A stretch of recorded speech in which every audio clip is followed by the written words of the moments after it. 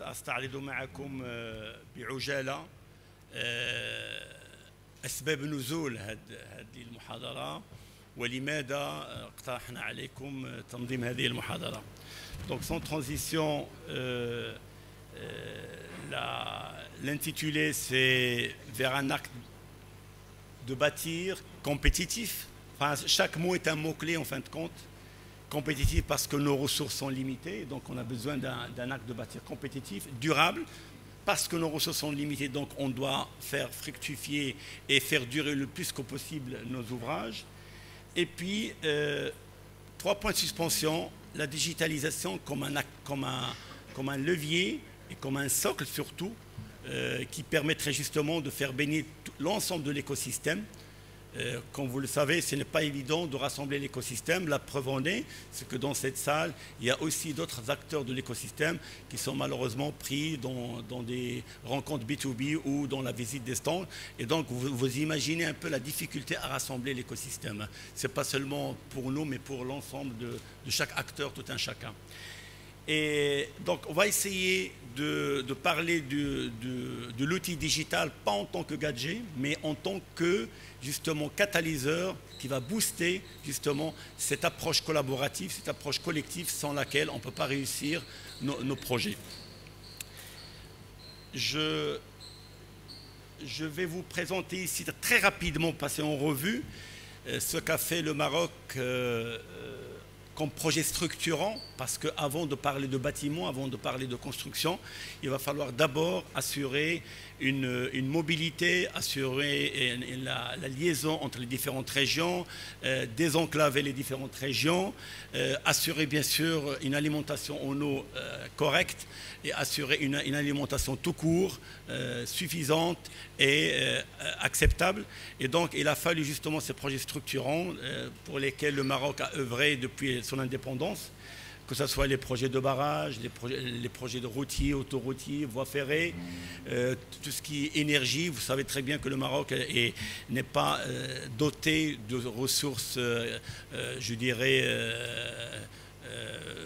classique d'énergie, mais plutôt essaie donc d'utiliser les ressources durables d'énergie, que ce soit l'énergie solaire ou l'énergie éolienne. Et comme par hasard d'ailleurs, quand vous prenez la carte du Maroc, là où l'énergie solaire commence à s'estomper, c'est l'énergie éolienne qui prend la relève en allant du nord-ouest vers le sud-est. Et c'est une chance et c'est une manne bien sûr qu'on doit faire fructifier, parce qu'on ne peut pas se limiter justement à la manne naturelle.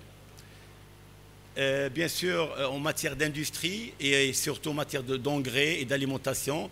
Et là, la semaine dernière, on avait une rencontre de la ZLECAf, la zone de libre-échange africaine, et il était beaucoup question de parler justement du rôle d'engrais chimiques et je dirais comment nourrir la population africaine qui fait plus d'1 milliard actuellement et qui en 2030 va frôler les 2 milliards et ça va aller crescendo. Alors, bien sûr, on atterrit vers les projets de bâtiment, vers les projets de construction. Une fois qu'on a bâti ces infrastructures, une fois qu'on a bâti ces artères, cette ossature, il est question de remplir les damiers. Et donc, pour remplir les damiers, il ne faut pas les remplir n'importe comment. Il va falloir les remplir avec un acte de bâtir réfléchi et responsable. Nous avons ici quelques exemples. Donc, il y a l'exemple des nouvelles villes. Alors, pourquoi nouvelles villes? Parce que dans une nouvelle ville, dans un nouveau site, on peut se permettre une meilleure planification, une meilleure programmation et surtout une analyse des risques tout azimut qui permet justement d'aboutir aux résultats escomptés et surtout d'aboutir à un logement où il fait bon d'y vivre. Parce qu'il ne s'agit pas d'avoir 4 murs, mais il faut d'abord avoir peut-être 4 murs, une surface réduite, modeste, mais une surface où il fait bon de vivre. Et bien sûr, il est question d'assurer une mobilité urbaine, parce que quand on parle de nouvelles villes, quand on parle de croissance des villes, et quand on va vers les grandes villes, vers les mégapoles, il est question d'assurer une mobilité et une intermodalité entre les différents quartiers de la ville.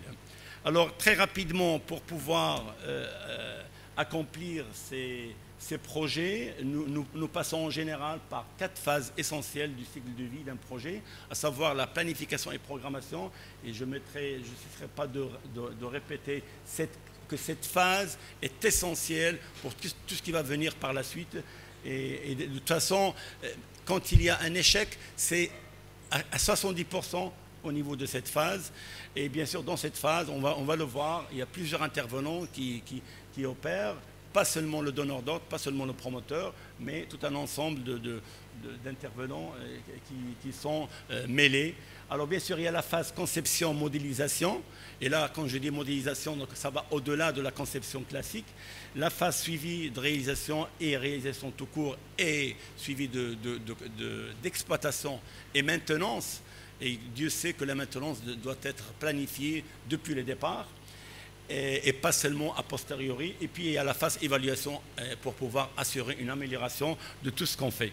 Alors très rapidement, je vais vous faire un peu le parallèle entre le schéma classique d'une gouvernance de projet. Le schéma classique était un schéma binaire. On avait un promoteur ou un maître d'ouvrage vis-à-vis, qui a l'œil, avec cet œil evil eye, avec cet œil bienveillant sur la maîtrise d'œuvre, qu'elle soit architecturale ou technique par les bureaux de conseil d'ingénierie. Nous avons le maître d'ouvrage qui a l'œil sur l'entreprise, le maître d'œuvre qui a la maîtrise d'œuvre de manière générale, qui a l'œil sur l'entreprise, y compris le laboratoire, et puis l'entreprise qui a l'œil sur le sous-traitant. Et on peut citer autant de lignes que d'intervenants. Alors ce schéma-là est révolu, ça ne peut pas continuer de cette manière-là, d'où l'avènement d'une gouvernance, enfin l'avènement dans certains pays, ça existe depuis longtemps, hein, mais l'avènement d'une gouvernance participative. Et je dirais que cette gouvernance participative devra constituer un ensemble d'actes de suivi pour prendre des décisions en temps réel.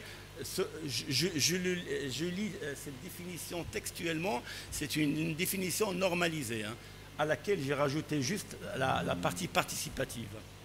Décision en temps réel et appropriée à même de conférer au projet les meilleures orientations possibles en vue de la satisfaction des parties prenantes, les stakeholders.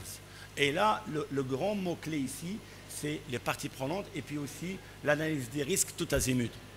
Et sans donner cette importance aux parties prenantes, si on oublie, s'il y a une omission d'un seul acteur, eh bien, tout le reste s'écroule. Et donc c'est pour cela que sinon on va revenir à l'approche binaire. Alors cette gouvernance-là, c'est vrai, c'est une organisation temporelle, c'est à l'occasion d'un projet. C'est pour ça d'ailleurs que le domaine du BTP, c'est un domaine de nomade par excellence.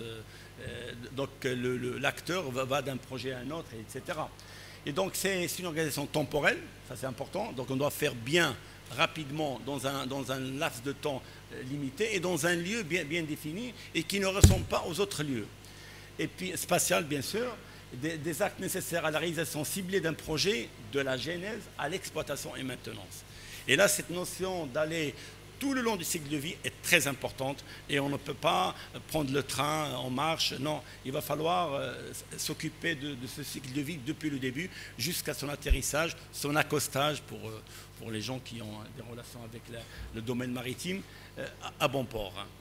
Et puis, alors, tout cela s'appuie sur quoi? S'appuie sur une identification des phases du projet.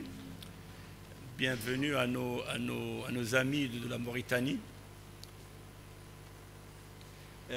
Donc, à une identification des phases du projet. Et c'est important parce que quand on définit les phases du projet, on définit aussi les interfaces entre les intervenants. Et Dieu sait que le diable réside dans les interfaces. Et puis une analyse exhaustive et dynamique, je dis bien exhaustive et dynamique, donc ça bouge dans le temps, et exhaustive, on ne doit rien oublier. Des risques intrinsèques pouvant les affecter fonctionnels, techniques et managériaux. Et j'en passe, il y en a d'autres. Hein. Et ceux liés à l'environnement naturel, socio-économique, politique et financier. Donc vous voyez, c'est une approche globale basée sur une analyse des risques. Alors, les erreurs qui sont commises parfois, c'est qu'à défaut de faire une analyse des risques, on opère par analogie. On dit que ce projet ressemble à ce projet-là, il représente les 2 tiers, donc on va prévoir les 2 tiers de l'effectif. Et là, c'est l'erreur fatale à ne pas commettre. Par contre, il va falloir une analyse des risques. C'est comme si vous faites vous confectionnez, vous faites la conception d'une veste sur mesure. Alors, imaginez que vous allez offrir à quelqu'un une veste sans prendre les mesures. Eh bien, ça sera soit trop large, soit trop étroit, et donc ça ne sera pas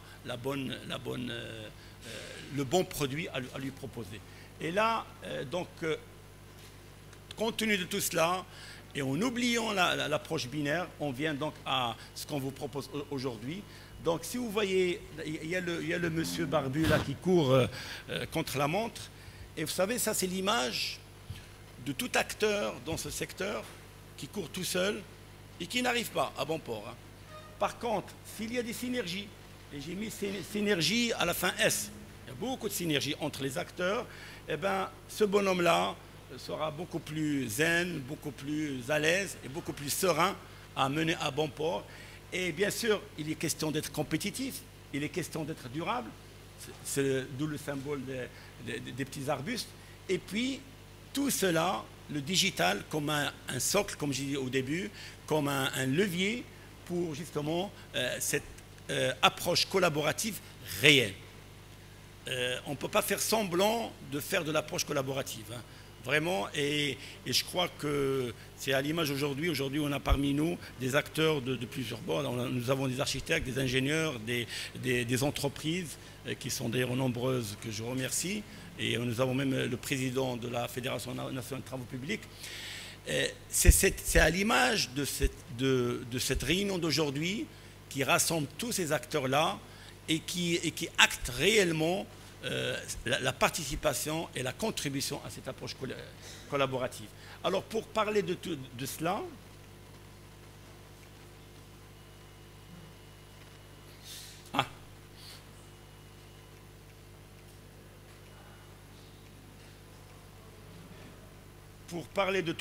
on a essayé de constituer un vrai bouquet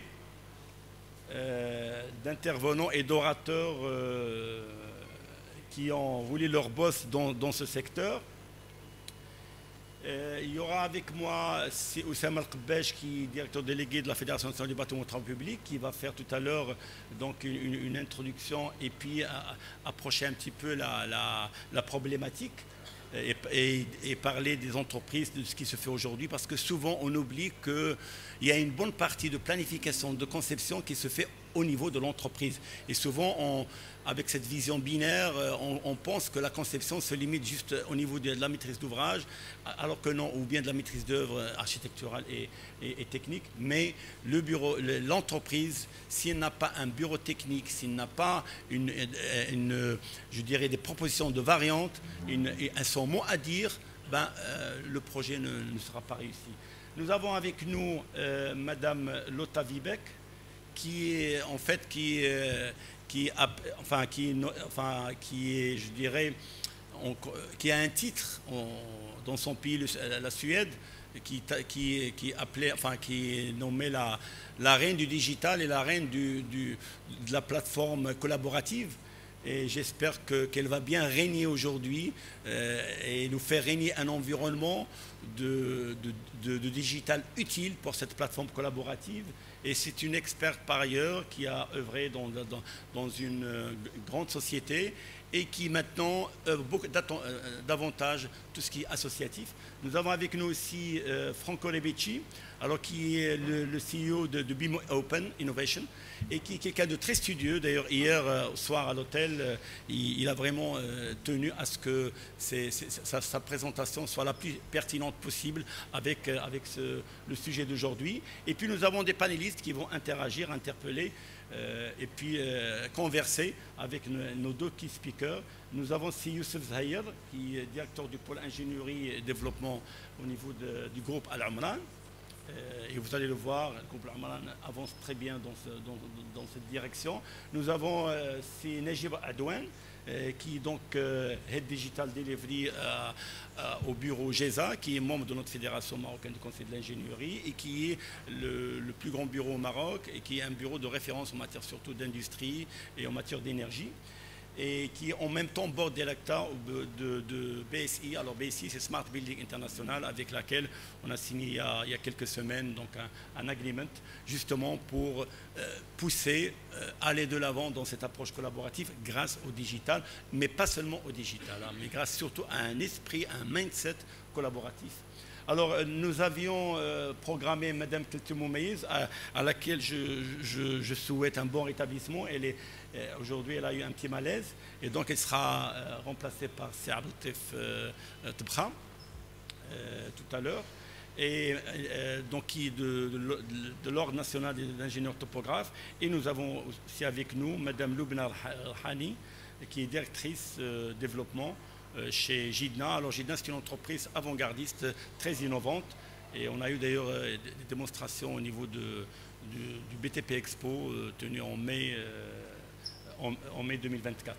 Et puis nous avons aussi avec nous Anwar Sharif. C'est Anwar Sharif qui est professeur à l'UR et qui est aussi architecte. Vous voyez, donc nous, on matérialise cette coopération et cette approche collaborative, puisqu'on a avec nous pas mal d'architectes, nous avons des ingénieurs d'entreprise, etc. Et nous avons même des juristes. Et donc ça c'est important. Et d'ailleurs, c'est à l'image du Smart Building International, avec laquelle nous avons signé cet agreement. Ben, ça regroupe tout le monde, toute la chaîne de valeur est présente. Alors voilà, nous avons une parité qui est très intéressante. Nous avons un tiers de femmes, et donc l'approche genre est bien respectée.